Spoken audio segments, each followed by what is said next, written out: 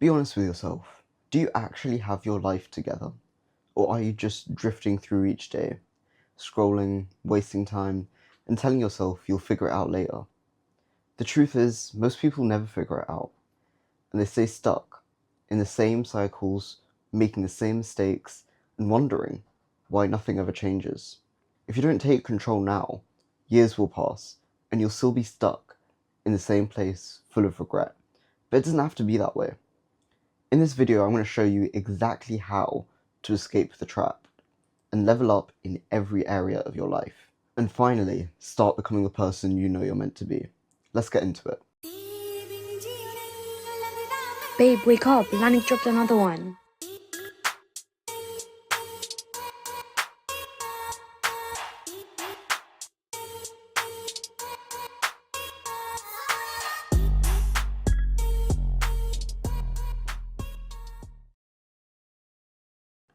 So, self-improvement isn't just about making money or hitting the gym. To fully transform, you need to level up in 3 key areas.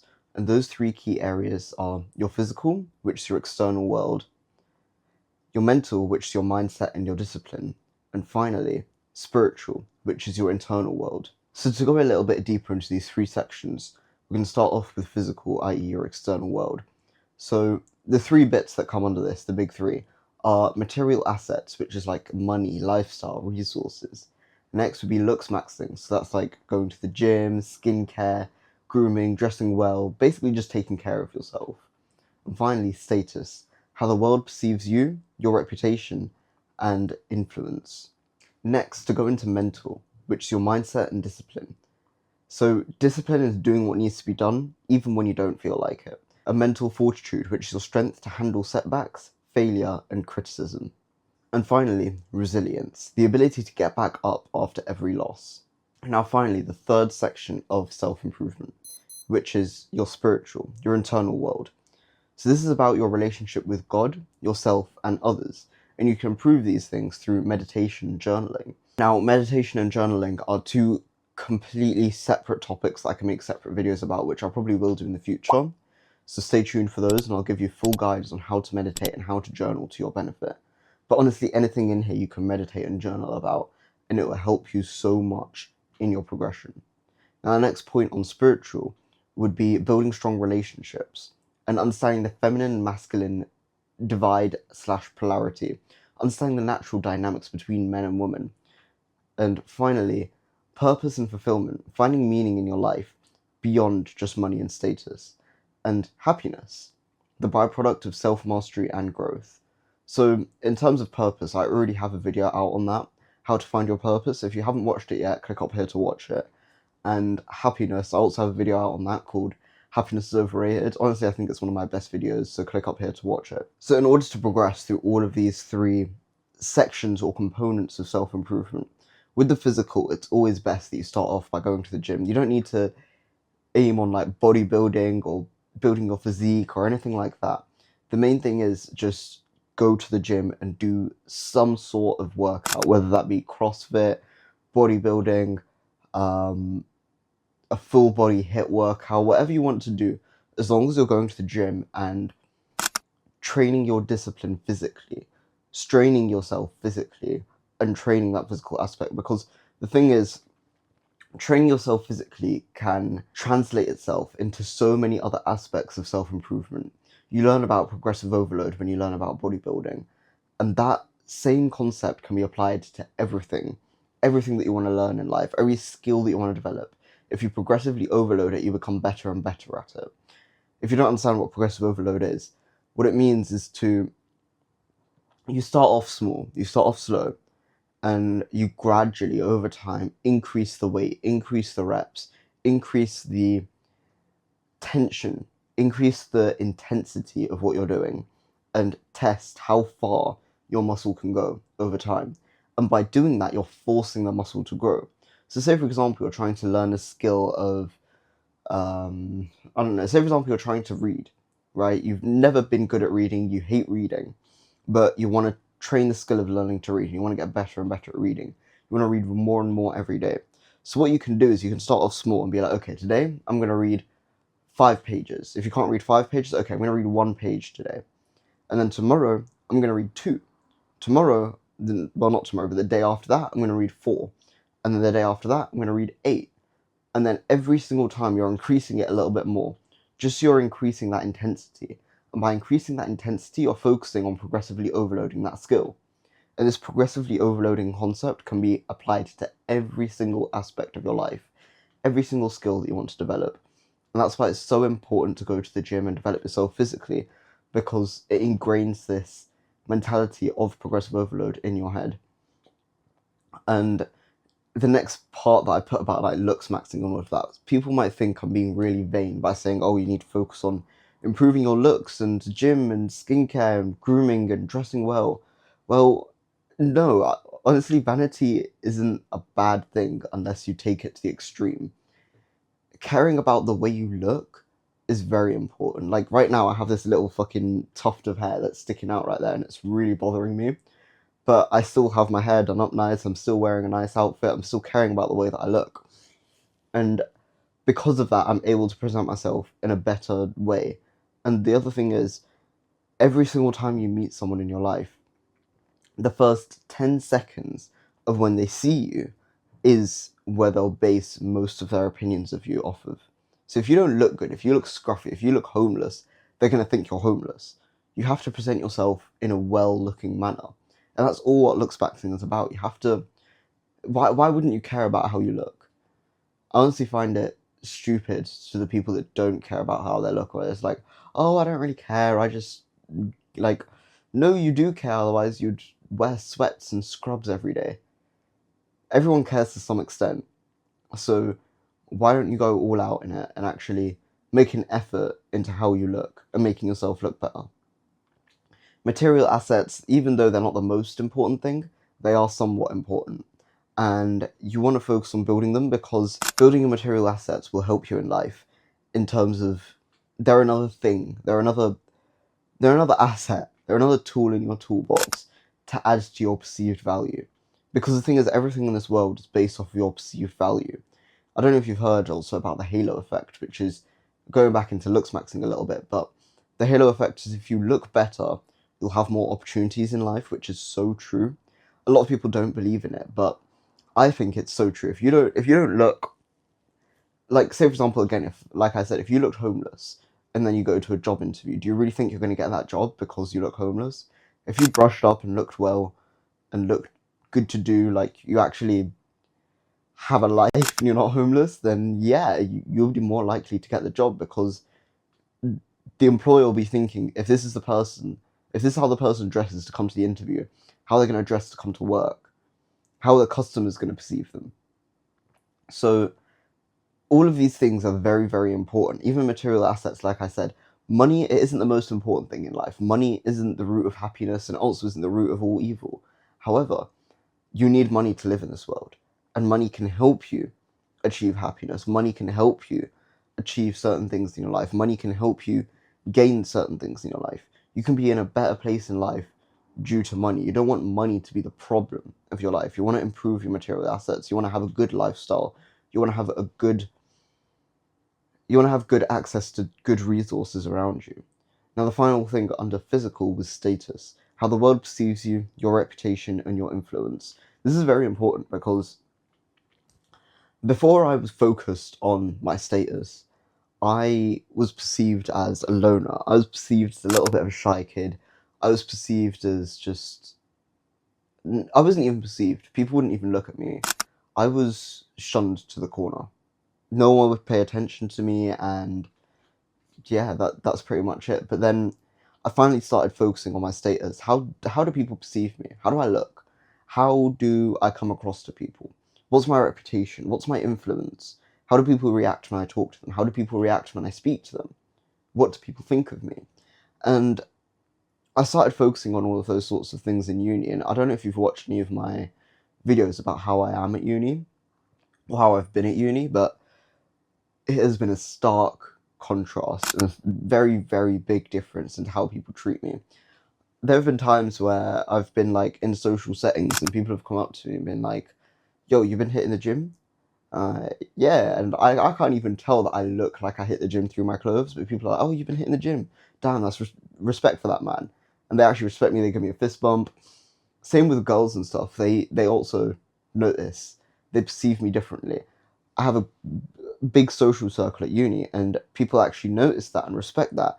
People notice that I host big parties, and they're like, "Oh, that's the guy that hosts the really good parties. Every single time he hosts a party, you know it's going to be a banger." And this is how I was perceived at uni. Whereas before that, like I said, I was perceived as a loner. I wasn't even given a second look. All of these things can even affect your mental health in terms of how you perceive yourself. Because if everyone else is perceiving you as a loner, you yourself are going to think you're a loner.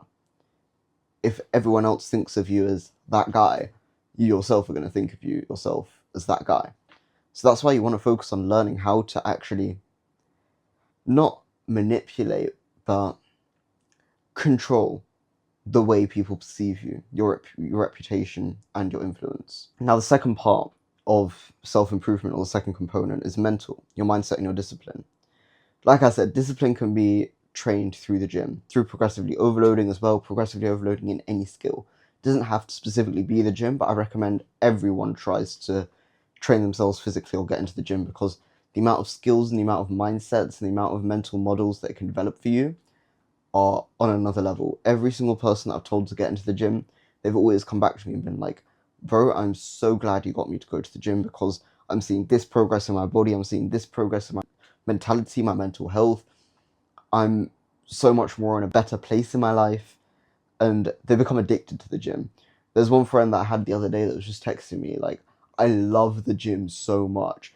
My gym sessions have been so good lately. I've been going with friends and this and that," and I was just so happy for them. So discipline, training your discipline in the gym is like dipping your foot into the water. You're not actually diving fully in, but you're testing it, you're training it, and you're training the skill to be disciplined. You're progressively overloading it again.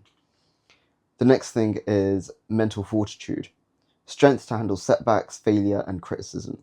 And the only way to develop that strength, to develop that mental fortitude, is to go through it. You need to go through setbacks, failure, and criticism. And you're not going to go through setbacks, failure, and criticism if you're not doing anything with your life.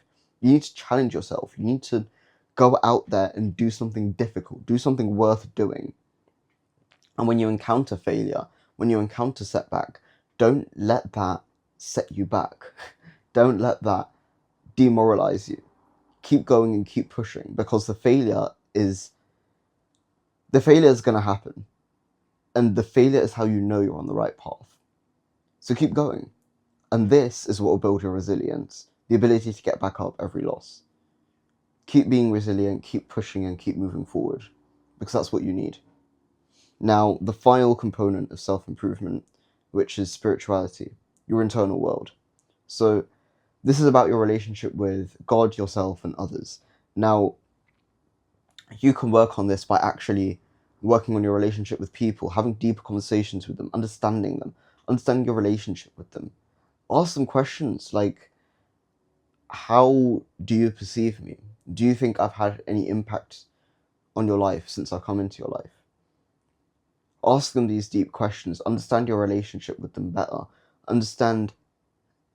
Do these things, because they'll give you an insight into yourself as well. When you learn about your relationship with others, you learn more about your relationship with yourself. When you learn more about your relationship with yourself, you learn more about your relationship with others. All of these things, they can be interlinked and cross-sectioned, like they all link and they all help the other. Your relationship with God helps your relationship with yourself. Your relationship with God helps your relationship with others. So always focus on learning these things and journal, go inwards, reflect, and think, okay, I did this today, and this person reacted in this way. Why did this happen? And you might think, oh, but I'm just overthinking. But when you journal, you overthink in a positive way.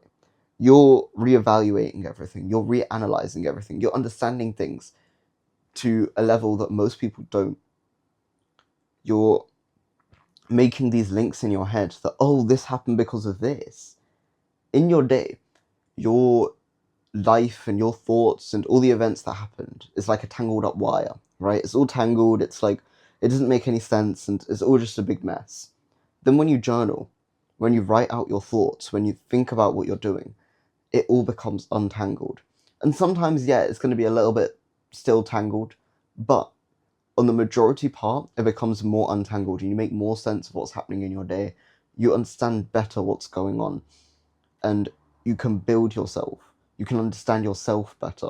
And when you understand yourself better, you understand other people better. You understand how you interact with other people better.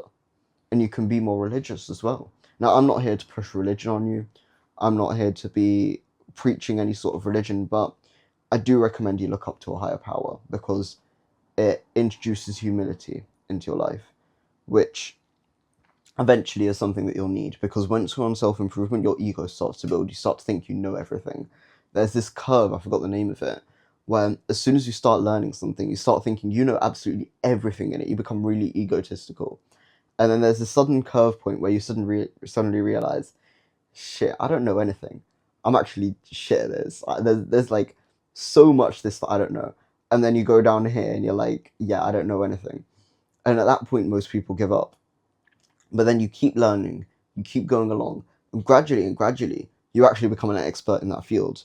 But you're still, you still have that humiliation, you still have that humbleness about you where you're like, I'm proud of what I know, but you still have a growth mindset of I want to learn more. I want to be better at the craft. I can be better. I know I can be better. I'm not the best of it. I'm proud of what I know. I've got a decent level of progress in this, but I can do better. And that's the mindset that I have towards self-improvement, and that's the mindset that I want you to have towards it.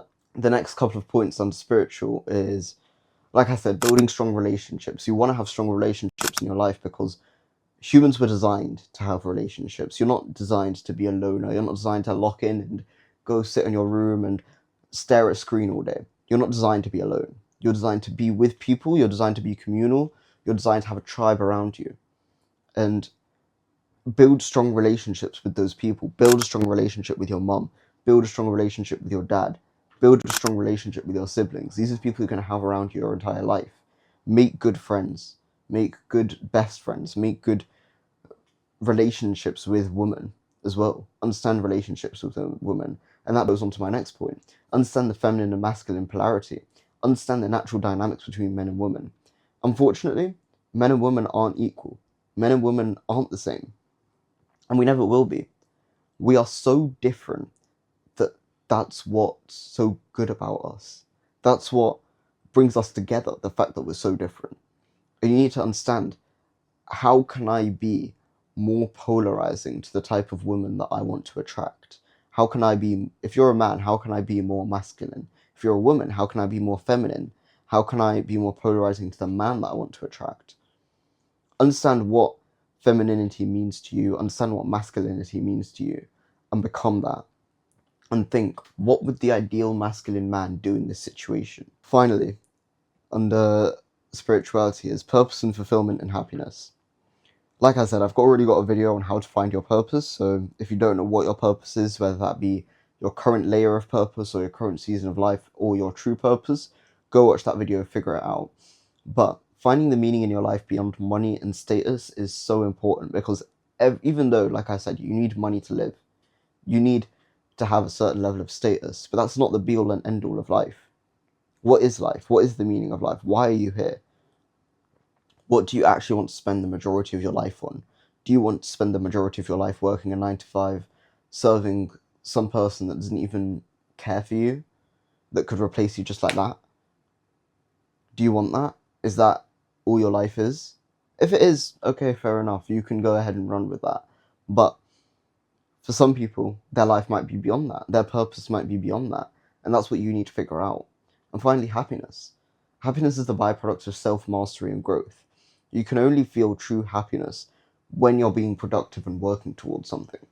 Most people live lives of complacency, where they sit there and do nothing and just get comfortable, thinking that this is happiness. But no, you're just spending your life being comfortable in one place doing nothing. You're not progressing towards anything. You're not struggling. You're not suffering. You're not building anything.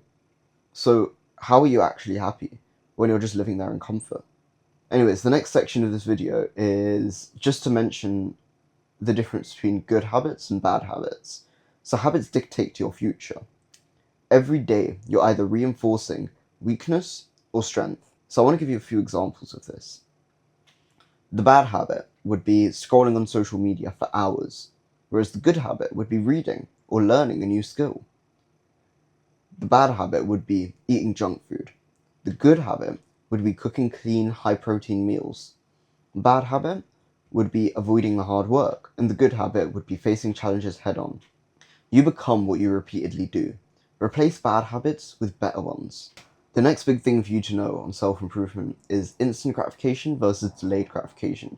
So this is very similar to the good habits versus the bad habits, but I need you to understand that instant gratification kills progress. Essentially, it's like eating the junk food, doing all the bad habits right now, having that complacency and that comfort.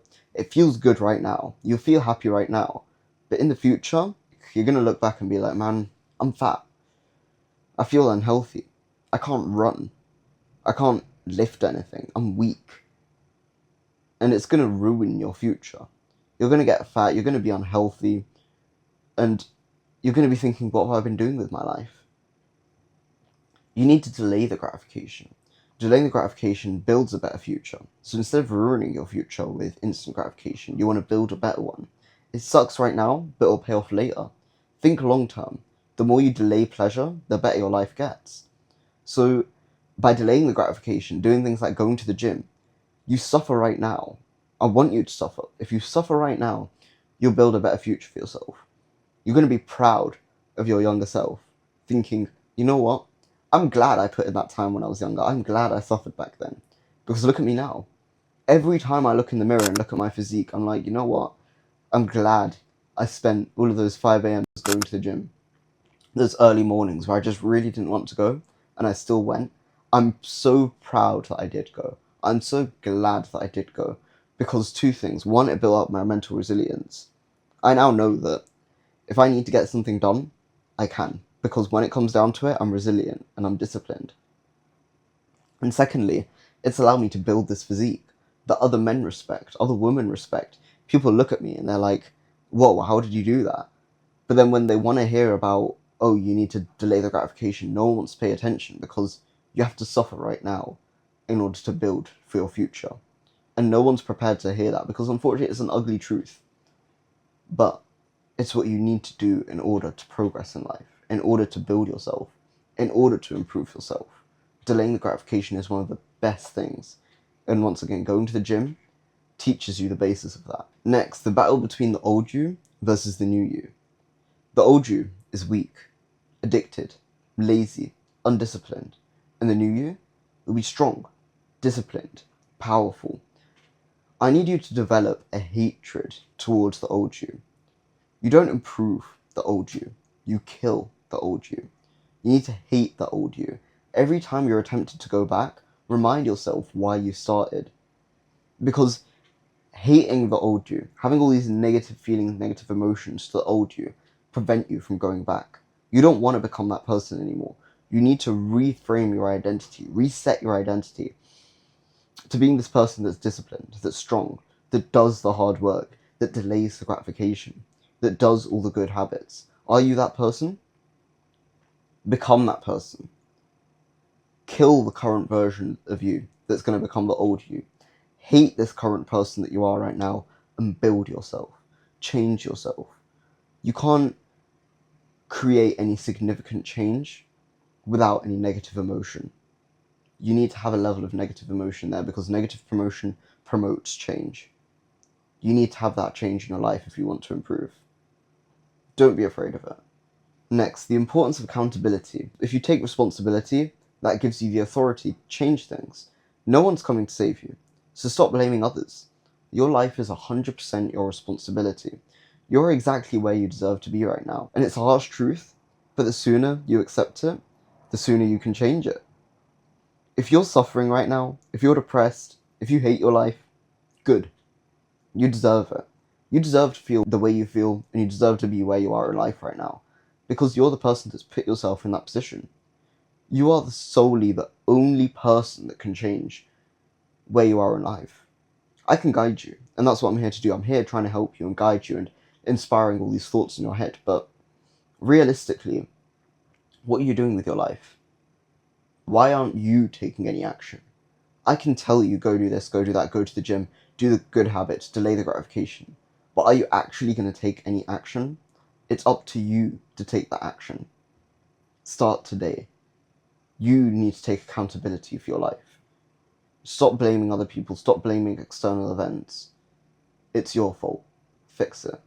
Now, before I end off this video, there's one final part of this that I want to mention, which is the dark side of self-improvement, which is essentially self-improvement depression. Self-awareness can be painful. Knowing the consequences of your actions but still struggling to quit bad habits, it's a bad place to be in. You feel shame, guilt, pain. The more you improve, the more you realize how much you've wasted. And it hurts. You end up hating your life because you're like, I feel like shit and this and that. Like everything I just told you about taking that accountability, it can get to you. You need to take that accountability, but it can get to you. And I don't want it to. So in order to overcome it, accept that failure is part of the process. Like I said, you need that accountability. You need to fail. You need to struggle. I hope you suffer. Focus on small daily improvements. Take it small. Don't put too much on your plate thinking, I'm going to go to the gym 6 days a week. I'm going to meditate for 5 hours a day. I'm going to read 5 books a day. I'm going to build a business by tomorrow. And in a week, I'm going to be on £10,000 a month. And no. Take it slow. Don't put pressure on yourself and do one good thing per day. Progressively overload it. Like I said, if you want to start reading 1 page a day.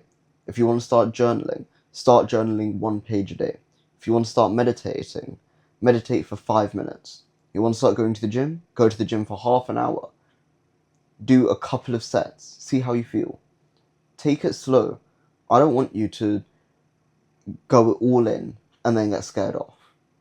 Start slow, go gradually, and build yourself and progressively overload it. Don't let guilt keep you stuck. Use it as fuel to push harder. And finally, one of my favorite sayings, doubts are a good thing. They mean that you're on the right path. Ignore the doubts and keep pushing. Because think about it, you wouldn't get those doubts if you weren't doing the work. You wouldn't be sitting there thinking, does this really work? If you weren't doing it. You're actually doing it. Be proud of yourself.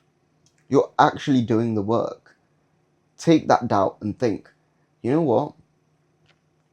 I'm doing the right thing. Even though, yeah, I'm doubting this, but I'm getting that doubt for a reason. I've made progress, and I'm going to continue making progress. And keep pushing. Finally, the choice is yours. You either stay the same or become something new. Become something greater. Self-improvement is a lifelong process. A year from now, will you be proud of the progress or the person you've become? Take action now. Take accountability and grow. If you like this video and you want to support a small unconventional YouTuber, please like, comment, and subscribe. And yeah, I'll see you guys in the next one.